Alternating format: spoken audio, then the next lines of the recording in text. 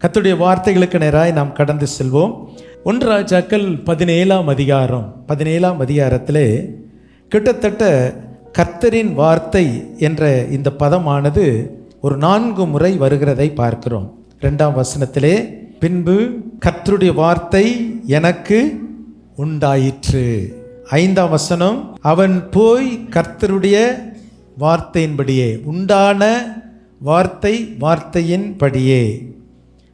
8வது வசனம், அப்பொழுது அவனுக்கு கர்த்தருடைய வார்த்தை உண்டாயிற்று. கடைசி வசனம், அப்பொழுது அந்த ஸ்திரீ எலியாவை நோக்கி, நீர் தேவனுடைய மனுஷன் என்றும் உம்முடைய வாயிலிருந்து பிறக்கும் கர்த்தரின் வார்த்தை உண்மை என்றும் இதனால் இப்போது அறிந்திருக்கிறேன் என்றாள். இந்த அதிகாரத்தில் 4 முறை the word of God, the words come from the Lord, கர்த்தரிடத்திலிருந்து வரும் வார்த்தை, கர்த்தருடைய வார்த்தையின்படியே, according to the word of God என்ற இந்த பதங்கள் வருகிறதை பார்க்கிறோம்.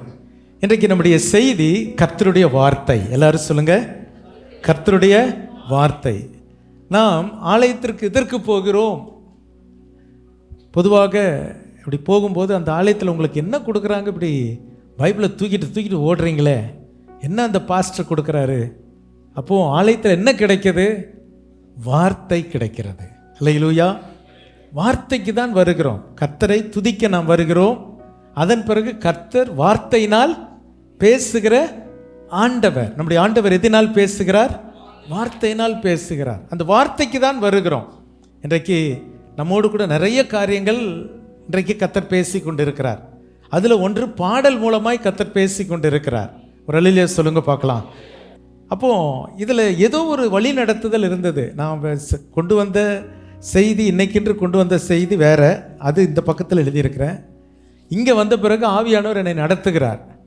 அப்போது ஆண்டவருடைய வார்த்தை நம்மை நடத்துகிறது. அது உங்களுக்கும் பிரயோஜனமாக இருக்க வேண்டும். அது பாடலாக இருக்கலாம், சாட்சியாக இருக்கலாம், செய்தியாக இருக்கலாம். கர்த்தர் பேசுகிறார். ஒரு அல்லேலூயா சொல்லுங்க பார்க்கலாம். அப்போ ஆண்டவருடைய ஆலயத்திற்கு வரும் பொழுது நம்ம ஒரு எதிர்பார்ப்போடு வரணும். இந்த செய்தியில் நாம் பார்க்கும் பொழுது இதில் என்ன கருத்து அப்படின்னா, முதலாவது அந்த தேசத்திலே பஞ்சம் ஏற்படுகிறதை பார்க்கிறோம். அந்த பஞ்சத்திற்கு காரணம் இந்த எலியாவுடைய கட்டளை தான். எலியா கர்த்தருடைய கட்டளையின்படி தேசத்தில் மழையும் பெய்யாது, பனியும் பெய்யாது அப்படிங்கிறாரு. இன்னைக்கு பஞ்சம் அப்படின்னா நமக்கு, யாராவது பஞ்சத்தை பார்த்துருக்கீங்களா? இந்த இடத்துல பஞ்சத்தை பார்த்தவங்க யாராவது இருக்கீங்களா?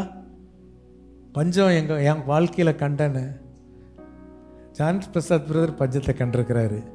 காலையில் ஆராதனையில் கேட்டால் அப்போ ஒருத்தர் தான். மற்றவங்க யாருமே பஞ்சத்தை என்ன பண்ணலை, பஞ்சத்தை பார்த்ததில்லை. எனக்கும் 60 வயசு ஆயிடுச்சு, இன்னும் நான் பஞ்சத்தை என்ன பண்ணலை, பார்க்கல. இப்போ உள்ள பிள்ளைகளுக்கு பஞ்சம் அப்படின்னா இது என்ன டிஷ்ஷு, புதுசாக ஒரு டிஷ்ஷோ, இது சில்லி சிக்கன் மாதிரி, இதுவும் புதுசாக ஏதோ ஒரு பஞ்சம்னு ஒன்று இருக்கோ, அப்படி பஞ்சு மிட்டாய் மாதிரி இது ஏதோ பஞ்சம்னு இருக்கான்னு தெரியும். பஞ்சம்னா என்னென்னு என்ன பண்ணாது, தெரியாது. தடுக்கி விழுந்தா ஃப்ரைட் ரைஸ் கடை நமக்கு தெரியுது, பிரியாணி கடை தெரியுது, பீஃப் பிரியாணி, எல்லா பிரியாணி விதவிதமாக இருக்குது. எங்கே பார்த்தாலும் இன்றைக்கி சாப்பாடு தான். அப்படிப்பட்ட ஒரு சூழல் நமக்கு இருக்குது. பஞ்சத்தையே நம்ம பார்க்கல. பஞ்சம்னா பூமி என்ன செய்யுது, தண்ணி இல்லாமல் வெடித்து உங்கள் மிருகம் செத்து கிடக்குது, ஜனங்கள் அப்படி நிற்கிறாங்க. இதுக்கு பேர் தான் பஞ்சம். அப்போ என்ன இருக்காது, விளைச்சல் இருக்காது. அப்போ பாருங்கள், இதுதான் பஞ்சம். இந்த மாதிரி நிலைமை இன்னைக்கு இல்லை. இப்போ ரொம்ப செழிப்பாக இருக்குது. ஆனால் பஞ்சங்கள் வரும்னு சொல்லிகிட்டு இருக்கிறாங்க, மழை பெய்யாதுன்னு சொல்லிட்டு இருக்கிறாங்க. ஆண்டவர் அப்படி வராமல் நம்மளை பாதுகாப்பாராக. ஆமென். சரி, அப்போ இப்படிப்பட்ட பஞ்சங்கள் வந்தாலும் ஆண்டவர் நம்மை பாதுகாக்கிற தேவன். அதுதான் இன்றைக்கு செய்தி. கர்த்தருடைய வார்த்தை என்ன சொல்லுகிறது அப்படின்னா, எலியாவை பார்த்து கர்த்தருடைய வார்த்தை 2வது வசனம் அவனுக்கு உண்டாயிற்று, நீ இவ்விடத்தை விட்டு கீழ்த்திசையை நோக்கி யோர்தானுக்கு நேரே இருக்கிற கேரித் ஆற்றண்டையில் ஒளித்து கொண்டிரு. ஆண்டவர், கேரித் என்றால் பிரித்தெடுக்கப்பட்ட இடம், செப்பரேஷன் பிளேஸ், பிரிக்கப்பட்ட இடம். ஆண்டவர் என்ன சொன்னார் பாருங்க, 4ஆம் வசனம், அந்த ஆற்றின் தண்ணீரை குடிப்பாய், அங்கே உன்னை போஷிக்க காகங்களுக்கு கட்டளையிடுவேன் என்றார். தேவனுடைய நடத்துதல் எப்படி? பஞ்சம், தேசம் எங்கும் பஞ்சம். ஆனால் கர்த்தரை சார்ந்து வாழ்கிறவர்களுக்கு, கர்த்தருடைய வார்த்தையின்படி வாழ்கிறவர்களுக்கு தேவன் ஒரு வழியை ஏற்படுத்துகிறார். அந்த வழி ஆச்சரியமான வழி. யாரை கொண்டு? காகம் கொடுக்கிற காகமா, பிடுங்குற காகமா? எந்த வீட்டில் வடை இருக்குது, எந்த இடத்துல மீன் கழுவிட்டு இருந்தாலும் என்ன பண்ணுது? உங்களை விட நீங்கள் மீனை கழுவிட்டு இருக்கும்போது நீங்கள் மீனை கவனிக்கிறத விட ரொம்ப கவனமாக பார்த்துட்டு இருக்கோம். இது காக்கா பார்த்துட்டு இருக்கோம். நீங்கள் கொஞ்சம் தவறுனா அவர் என்ன பண்ணிட்டு இருப்பாரு? சல்லுன்னு தூக்கிட்டு போகிற ஆள். நீங்கள் ஒரு செகண்ட் தான் அதுக்குள்ளே அவர் தூக்கிட்டு போயிடுவார். அப்படி நம்மகிட்ட இருந்து பிடுங்கிட்டு போகிற ஒரு நபர்கிட்ட இருந்து கர்த்தர் நமக்கு என்ன செய்கிறார்? போஷிக்கிறார். ஒரு அல்லேலூயா சொல்லுங்க பார்க்கலாம். காகத்தை கொண்டு தேவன் போஷிப்பார். கொடுக்காதது நம்மை கொடுக்க வைக்கும். அல்லேலூயா. இது ஆச்சரியமா இருக்குது.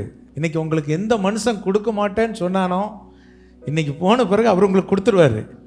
உன் பணத்தை என்கிட்ட வச்சிட்டு இருக்கிறதுன்னு எனக்கு நிம்மதியே இல்லை, நான் தந்துடுறேன் அப்படின்னு சொல்லிடுவார். பாருங்க, அவர் வார்த்தையின்படி அந்த கேரித்த ஆற்றண்டையில் ஒளிந்திருந்த பொழுது அந்த இடத்துல ஒரு நாள் அந்த ஆறு வற்றி போயிடுச்சு. ஒருவேளை கர்த்தர் சொன்ன இடம்தான், அங்கே வற்றினாலும் தேவன் நமக்கு ஒரு புதிய வாசலை ஏற்படுத்துகிறார். அதுதான் செய்தி. உடனே ஆண்டவர் 9ஆம் வசனத்துல அடுத்த ஸ்டெப்புக்கு போக சொல்றார். வாசிங்க பார்க்கலாம். நீ எழுந்து சீதோனுக்கு அடுத்த சாரிபாத் ஊருக்கு போய் அங்கே தங்கியிரு, உன்னை பராமரிக்கும்படி அங்கே இருக்கிற ஒரு விதவைக்கு கட்டளையிட்டேன் என்றார். ஆனா உண்மைக்கு எங்க போட்டிருக்கணும்னா, நீ சாரிபாத்துக்கு போ, அங்க உள்ள பஞ்சாயத்து தலைவர் வீட்டில் உன்னை பராமரிக்கிறதுக்கு நான் என்ன செய்வேன்? ஆண்டவர் எங்க விட்டுருக்கணும்? அந்த ஊர்ல பஞ்சாயத்து தலைவர் வீடு தான் என்னது, கொஞ்சம் செழிப்பான வீடாக இருக்கும் எந்த ஊர்லேயுமே. ஆனால் சாரிபாத் ஊருக்கு அனுப்புகிறாரு, அங்கே ஒரு விதவை. சரி, ஒருவேளை இந்த அம்மா பணக்கார விதவையாக இருக்கலாமே, ஊருக்குள்ளே சில பணக்கார விதையெல்லாம் இருக்கும். ஆண்டவர் பாருங்க, அந்த இடத்துல ஒரு சாரிபாத் விதவை வீட்டுக்கு அனுப்புகிறாரு. சில வேளையில் நமக்கு தெரியாது, ஒரு பெரிய ஆள்கிட்ட அனுப்பலான்னு நினைக்கலாம். ஆண்டவர் பெரிய ஆளை கொண்டு ரட்சிக்க மாட்டார். பெரிய பெரிய மனிதர்களை வச்சு நமக்கு இல்லை, சின்ன மக்களை வச்சு தான் கர்த்தர் நம்மளை போஷிப்பார். நீங்கள் நினைக்காத காரியம் உங்கள் சின்ன சம்பளத்தில் தான் உங்களுக்கு அற்புதம் நடக்கும். குறைஞ்ச சம்பளமாக தான் இருக்கும், ஆனால் அதில் உங்களுக்கு ஒரு அற்புதம் நடந்துக்கிட்டே இருக்கும். அல்லேலூயா. ஏன்னா அதில் ஆசீர்வாதம் இருக்குது. அப்போது இவர் உடனே கீழ்ப்படிஞ்சு போகிறாரு. அந்த அம்மா ஏதோ ஒருவேளை அந்த ஊர்லேயே பெரிய பணக்கார விதவைன்னு நினச்சிருக்கலாம். அந்த அம்மாவை பார்த்தோன்னா அந்த அம்மா ஸ்டேட்டஸ் என்ன அப்படின்னா, அந்த அம்மாட்ட கொஞ்சம் மாவு இருக்குது, கொஞ்சம் எண்ணெய் இருக்குது, இதில் ஒரு அடையை சுட்டுட்டு அடுத்தது என்னது, செத்து போகணும்னு நினைக்கிற நிலைமை. ஆண்டவர் போய் எங்கே அனுப்புகிறாரு பாருங்க. அதான் நான் சொல்ல வந்தேன். பணக்கார உதவியாகவும் இல்லை, 500 கோடி 1000 கோடி எங்கள் வீட்டுக்காரர் வாங்கிட்டு வந்திருக்காரு உனக்கு தரேன்னு சொல்கிற ஆளும் இல்லை. ஒன்றுமே இல்லாத ஆள்கிட்ட ஆண்டவர் அனுப்புகிறாரு. ஏனென்றால் கர்த்தருடைய வார்த்தை அதில் இருக்கிறது. அல்லேலூயா. சில காரியங்கள்லாம் உங்களுக்கு வறட்சி போல தோன்றலாம், ஆனால் அந்த வறட்சிக்குள்ளே தான் கர்த்தர் ஒரு பெரிய செழிப்பை வச்சிருக்கிறார். அது உங்களுக்கும் செழிப்பு, வறட்சியாக இருக்கிறவர்களுக்கும் செழிப்பு. ஒரு அல்லேலூயா சொல்லுவீங்களா? இதெல்லாம் நடக்கிற காரியங்கள். இன்றைக்கு நீங்கள் நினைக்கலாம் கர்த்தர் இன்றைக்கு உங்கள் வாழ்க்கையில் ஒரு அற்புதம் செய்வார். ஆமென். அப்போ சாரிபாத்தை பார்த்த உடனே கேட்குறாரு, ஒரு அடைத்தா. அந்த அம்மா தண்ணியை கேட்ட உடனே தரண்டுருச்சு, அடை கேட்ட உடனே அது பொங்கிருச்சு. ஐயோ ஐயா, இதுதான் ஏன் எனக்கு கடைசி மீல், இதை சாப்பிட்டு நான் சாக போகிறேன்னு. அந்த அம்மாவுடைய ஸ்டேட்டஸ் இதுதான் கடைசி மீல். ஆனால் ஊழியக்காரருடைய ஸ்டேட்டஸ் இனிமேல் தான் அற்புதம் ஆரம்பம். அல்லேலூயா. ஆண்டவருடைய வார்த்தை என்ன சொல்லுதுன்னா, அதுக்கு தான் சொல்கிறாரு. ஆண்டவருடைய வார்த்தையின்படி 14ஆம் வசனம், கர்த்தர் தேசத்தின் மேல் மழையை கட்டளையிடும் நாள் மட்டும் பானையின் மா செலவழிந்து போவதும் இல்லை, கலசத்தில் எண்ணெய் குறைந்து போவதும் இல்லை என்று இஸ்ரவேலின் தேவனாகிய கர்த்தர் சொல்லுகிறார். கர்த்தருடைய வார்த்தை, the word from the Lord, கர்த்தரிடத்திலிருந்து வர்ற வார்த்தை. பானையில மாவு என்ன பண்ணாது, செலவழிந்து போகாது. நீ சாப்பிட்டுக்கிட்டே இருப்ப, ஆனா குறையாது, என்ன குறையாது. நம்புறீங்களா? இதெல்லாம் நடக்குமா?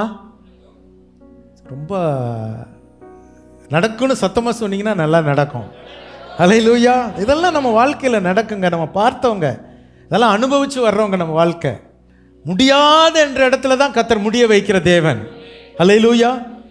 இல்லை என்ற இடத்துல தான் அங்கே ஆரம்பம். அதனால தான் அந்த பாட்டு இல்லை என்றாலும். அப்போ நம்ம ஆண்டவர் யார்? ரோமருக்கு எழுதின நிருபம் 4ஆம் அதிகாரம் 17ஆம் வசனத்தை வாசிங்க. ரோமன்ஸ் 4:17. அநேக ஜாதிகளுக்கு உன்னை தகப்பனாக ஏற்படுத்தினேன் என்று எழுதியிருக்கிறபடி அவன் தான் விசுவாசித்தவருமாய் மரித்தோரை உயிர்ப்பித்து இல்லாதவைகளை இருக்கிறவைகளைப் போல் அழைக்கிறவருமாய் இருக்கிற தேவனுக்கு முன்பாக நம்ம தேவனுக்கு ஒரு பெயர் என்ன தெரியுமா? இல்லாதவைகளை இருக்கிறவைகளை போல அழைக்கிற தேவன். ஒரு அல்லேலூயா சொல்றீங்களா? உங்களுக்கு இல்லாம இருக்கலாம், ஆனா ஆண்டவருடைய பார்வையில இருக்கிற மாதிரி தான் இருக்குது. அல்லேலூயா.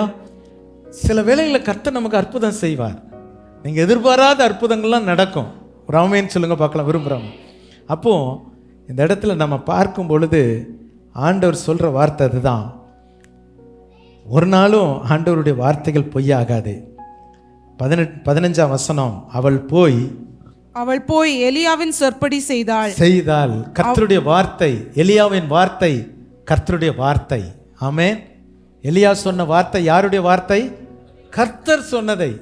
கர்த்தருடைய வார்த்தை நம்மை வழி நடத்துகிறது. நம்ம அவருடைய சொற்படி செய்தால் ஆண்டவர் நம்மை வழி நடத்துகிறார், நம்முடைய தேவையில்லாவற்றை சந்திக்கிறார். அங்கு செய்கிறதை பார்க்கிறோம். 3வது இதே பகுதியில், முதலாவது கேரித்து ஆற்றில் நீர் இல்லை, 2வது சாரிபாத் விதவையின் வீட்டில் மாவு இல்லை, எண்ணெய் இல்லை, அங்கே நிறைஞ்சது. 3வது இதே அதிகாரத்தில் நீங்கள் பார்த்தீங்கன்னா, அந்த சாரிபாத் விதவையின் வீட்டில் ஒரு பையன் இருந்தான்ல, அந்த பையனுக்கு உயிர் இல்லை, அந்த பையனுக்கு உயிர் போயிடுச்சு. ஒரே அதிகாரத்தில் 3 அற்புதம். கேரித்தாற்றண்டையிலே கர்த்தர் காகத்தை கொண்டு போஷித்தது ஒரு அற்புதம். சாரிபாத் விதவையின் வீட்டிலே பானையிலே மாவையும் கலசத்தில் எண்ணெயையும் ஆண்டவர் பெருக பண்ணினது ஒரு அற்புதம்.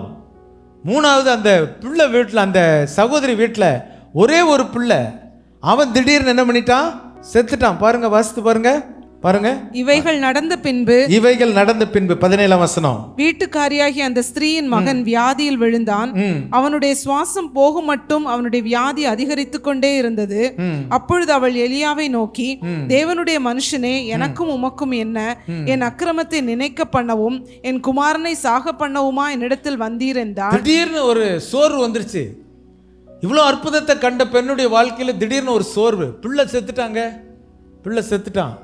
சில வேளை அற்புதத்தை கண்டவருடைய வாழ்க்கையில் சில கஷ்டங்களும் வரத்தான் செய்யும். உடனே டப்புன்னு இந்த அம்மாவுடைய வார்த்தை எப்படி மாறிடுச்சு? இதுக்கு தான் வந்தீரா? வந்ததெல்லாம் மறந்துட்டாங்க, கர்த்தர் செய்ததெல்லாம் மறந்துட்டாங்க.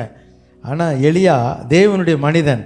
அவர் என்ன செய்கிறார்? 20ஆம் வசனம், என் தேவனாகிய கர்த்தாவே, நான் தங்கியிருக்க இடம் கொடுத்த இந்த விதவையின் மகனை சாக பண்ணினதினால் அவளுக்கு துக்கத்தை வருவித்தீரோ என்று கர்த்தரை நோக்கி கூப்பிட்டு அந்த பிள்ளையின் மேல் 3 தரம் குப்புற விழுந்து, என் தேவனாகிய கர்த்தாவே, இந்த பிள்ளையின் ஆத்துமா அவனுக்குள் திரும்பி வர பண்ணும் என்று கர்த்தரை நோக்கி விண்ணப்பம் பண்ணினான். கர்த்தர் எலியாவின் சத்தத்தை கேட்டார். பிள்ளையினுடைய ஆத்துமா அவனுள் திரும்பி வந்தது. பாருங்கள், உயிர் போனது திரும்ப வந்தது. ஏனென்றால் அந்த எலியா கர்த்தருடைய வார்த்தையின்படி செயல்படுகிறவர். இன்றைக்கு உங்களுடைய வாழ்க்கையில் உயிரே போனது போல முடிந்து போன ஒரு வாழ்க்கை, கர்த்தர் உங்களுக்கு ஒரு அற்புதத்தை செய்வார். அல்லேலூயா. தேவனால் கூடாத காரியம் ஒன்றுமில்லை. நமக்கு விசுவாசம் இருக்கணும். எலியா தேவனுடைய வார்த்தையின்படி நடத்தப்பட்டான். அப்படி கர்த்தருடைய வார்த்தையின்படி நடத்தப்படும் பொழுது அதுக்கு பிறகுதான் உயிரோடு இருக்கணுமாக கொடுக்கிறாரு. கொடுத்த உடனே தான் இந்த கடைசி வார்த்தை நாம் முடிக்க போகிறோம். எல்லாரும் சேர்ந்து வாசிக்கலாம். 24ஆம் வசனத்தை எடுங்க. அப்பொழுது அந்த ஸ்திரீ எலியாவை நோக்கி, நீ தேவனுடைய மனுஷன் என்றும் உம்முடைய வாயிலிருந்து பிறக்கும் கர்த்தரின் வார்த்தை உண்மை என்றும் இதனால் அறிந்திருக்கிறேன். அப்போ மாவு பெருகின பொழுதுலாம் கூட கர்த்தருடைய இவர் உண்மைன்னு நினைக்கல. அவளுக்கு கொஞ்சம் சந்தேகம்தான்.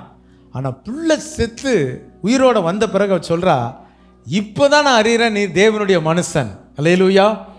ஒரு தேவ மனுஷனுடைய வார்த்தை என்ன தெரியுங்களா?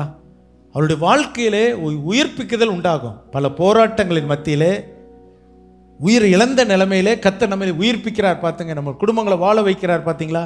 அதுதான் தேவனுடைய வார்த்தை நம்மை உயிர்ப்பிக்கிறது. ஆமென். அல்லேலூயா. அப்போ தேவனுடைய மனுஷன் என்ன, அவனுடைய செயல் என்னன்னு ஒரே ஒரு வார்த்தையை சொல்லி நான் முடிக்க விரும்புகிறேன். 1 சாமுவேல் 9ஆம் அதிகாரம் 6ஆம் வசனம். 1 சாமுவேல் 9:6 வாசிங்க. அதற்கு அவன், இதோ இந்த பட்டணத்திலே தேவனுடைய மனுஷன் ஒருவர் இருக்கிறார். தேவனுடைய மனுஷன் ஒருவர் இருக்கிறார். அவர் பெரியவர். அவர் சொல்லுகிறதெல்லாம் தப்பாமல் நடக்கும். அவர் சொல்லுகிறதெல்லாம் தப்பாமல் நடக்கும். அங்கே போவோம். ஒருவேளை அவர் நாம் போக வேண்டிய நம்முடைய வழியை நமக்கு அறிவிப்பார் என்றார். இது சவுலுடைய கழுதைகள் காணாம போச்சு. அவன் தேடி தேடி போறான், முடியல. அப்போ அவன் வேலைக்காரன் சொல்றான், ஒரு பட்டணத்தில் ஒரு தேவ மனுஷன் இருக்கிறார். ஆண்டவருடைய கிருபையினால் ஒவ்வொரு பகுதிகளில் கர்த்தருடைய ஊழியர்களை வைத்திருக்கிறார். நான் தைரியமாக சொல்ல முடியும், என்ன கர்த்தர் இந்த பகுதியில் ஒரு தேவ மனுஷனாய் வைத்திருக்கிறார். ஏற்றுக்கொள்கிறவங்க அமீன் ஆமீன் சொல்லமா? அதனால தேவ மனிதனுடைய சொல்லுக்கு நீங்கள் கீழ்ப்படியும் பொழுது, அந்த வார்த்தையை தேடி வரும் பொழுது, அவர் என்ன சொல்லுகிறாராம்? தேவனுடைய மனுஷன் இருக்கிறார், அவர் சொல்லுகிறதெல்லாம் தப்பாமல். ஏனென்றால் தேவனுடைய மனுஷன் சொல்லுகிறது தேவனுடைய வார்த்தை. நான் சொல்கிற வார்த்தை என்னுடைய வார்த்தை இல்லை, என்னை பெருமைப்படுத்துவதற்கல்ல, கர்த்தரை மகிமைப்படுத்த சொல்லுகிற வார்த்தை. இது உங்களுக்கு நடக்கும் அப்படின்னா நடக்குது. ஆமென் சொல்லுங்க பார்க்கலாம். இந்த ஆண்டில் நமக்கு ஒரு கம்பீரத்தின் ஆண்டு. நான் தான் எனக்கு எவ்வளோ செய்தி ஒவ்வொரு நாளும் நம்ம சபையாருடைய வாழ்க்கையில் என்னென்னலாம் அற்புதம் நடக்குங்கிறது எனக்கு தான் சொல்லுவாங்க. என்கிட்ட தான் வந்து ஜோமன்ட்டு போவாங்க. இந்த ஆண்டில் இதுவரை இல்லாத ஒரு கம்பீரங்களை சபை மக்களுடைய வாழ்க்கையில் நான் கண்டு கொண்டு இருக்கிறேன், கேட்டுக்கொண்டு இருக்கிறேன், கர்த்தரை மகிமைப்படுத்தி கொண்டு இருக்கிறேன். அல்லேலூயா. கர்த்தர் இந்த ஆண்டு கம்பீரத்தின் ஆண்டாக இருக்கும். ஒருவேளை இதுவரை நடக்காதவங்களுக்கு இந்த நாளிலிருந்து, இந்த 7வது மாதம் 19ஆம் தேதியிலிருந்து இனி அடுத்த வர்ற கொஞ்ச நாட்களுக்கு நடந்துடும். நீங்கள் எதிர்பார்க்கிற கம்பீரத்தை கர்த்தர் செய்வார். அது கம்பீரமான விளைச்சலாக இருக்கும். கம்பீரமான காரியங்களை கர்த்தர் செய்வார். அல்லேலூயா. அருமையானவர்களே, தேவ மனிதன் இந்த அம்மா அறிந்து கொண்டாங்க, இவருடைய வாயிலிருந்து வருகிறது கர்த்தருடைய வார்த்தை. கர்த்தருடைய வார்த்தை எப்படிப்பட்டது? கர்த்தருடைய வார்த்தை எப்படிப்பட்டது? வல்லமை உள்ளது. 29ஆம் சங்கீதம் 3ஆம் வசனம். கர்த்தருடைய சத்தம் தண்ணீர்களின் மேல் தொனிக்கிறது, மகிமையுள்ள தேவன் முழங்குகிறார். கர்த்தர் திரளான தண்ணீர்களின் மேல் இருக்கிறார். கர்த்தருடைய சத்தம் வல்லமை உள்ளது, கர்த்தருடைய சத்தம் மகத்துவம் உள்ளது. நான் சொல்ற ஒரு வார்த்தை என்னன்னா, கர்த்தருடைய சத்தத்திற்கு செவி கொடுங்க. அல்லேலூயா. இன்னைக்கு கர்த்தர் பேசுகிற வார்த்தை கர்த்தருடைய வார்த்தை. அப்போ இந்த கர்த்தருடைய வார்த்தையினால் அதைத்தான் நாம் வேதத்தில் நான் வாசிக்கும் பொழுது மத்தேயு 8:8, மத்தேயு 8ஆம் அதிகாரம் 8ஆம் வசனத்தை வாசிங்க பார்க்கலாம். 100க்கு அதிபதி பிரதியுத்தரமாக, ஆண்டவரே, நீர் என் வீட்டுக்குள் பிரவேசிக்க நான் பாத்திரன் அல்ல, ஒரு வார்த்தை மாத்திரம் சொல்லும். அப்பொழுது சொல்லுன்னு சொல்றாரு. அவர் யாருன்னா 100க்கு அதிபதி. அவர் சொன்னா ஆண்டவர் வீட்டுக்கு வந்துடணும். ஆண்டவர் அழைச்சிட்டு வான்னு சொன்னா சொல்லலாம்.